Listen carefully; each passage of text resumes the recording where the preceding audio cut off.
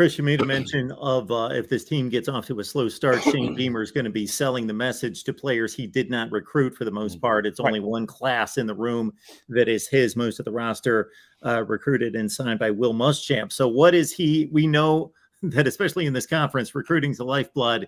Is he giving you indication that that's going to be a strong point in the future? Oh, absolutely. I mean, look at what they're doing right now in recruiting. The Gamecocks sit right now in the 2023 cycle, ranked in the top 20. They just had a huge recruiting weekend, pulled in a big 4-star commitment from Dorman High School offensive lineman, which offensive line will be a focus, an area of focus in this class, which it should be. I mean, again, the Gamecocks need bodies there.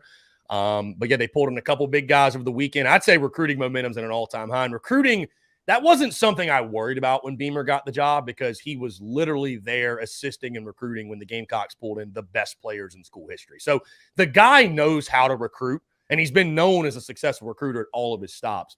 But you look at what they're doing right now on the trail. You know, they've got another kid announcing tomorrow, a big-time offensive line recruit that they're trying to get. They had a big-time edge guy from Sumter, South Carolina, Montec Rames, announced over the weekend. So, yeah, man, I think, you know, and I've talked to people within the building, I'll just say that have talked about that, you know, they feel like if they're not top 15 in this 2023 cycle, they feel like they messed up. So, there's a lot of positive vibes, positive momentum, positive feelings. Heck, we just had 4-star quarterback commit Dante Reno on our live show 2 days ago, and he talked about Beamer and the staff. And so there's just a lot of positive momentum, right? It's funny, Mark. I almost kind of look at this preseason as like the honeymoon phase part 2, where it's like because of that successful year 1, again, it's all these positive vibes and positive momentum. And that's great. That's what you want.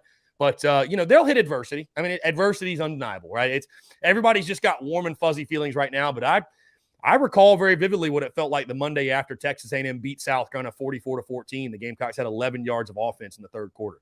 Wasn't fun. It wasn't all sunshine and rainbows, Mark. It wasn't fun the Monday after beating Vanderbilt 21-20.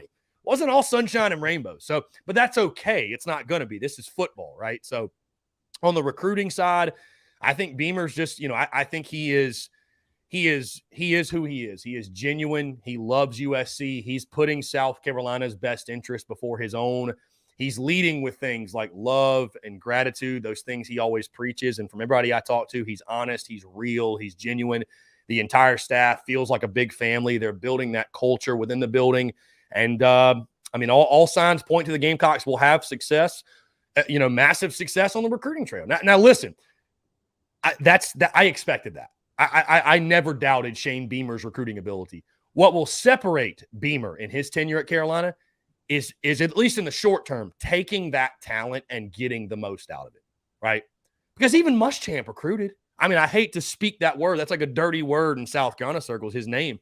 But even they recruited well. Look at the rankings, right? They recruited well. But what happened was top prospects got on campus and just disappeared. You just never heard from them again, I felt like. And it really – I lost interest in recruiting, honestly, and I already wasn't a diehard recruiting guy, but I was like, who cares about this commit we just got?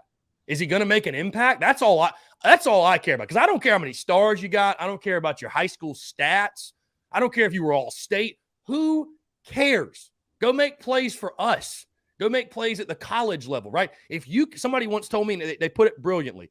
If you can't develop high school talent, if you can't develop these 4- and 5-star kids, Mark, you can bring in all the top talent you want, but you know what you're going to have after 4 to 5 years?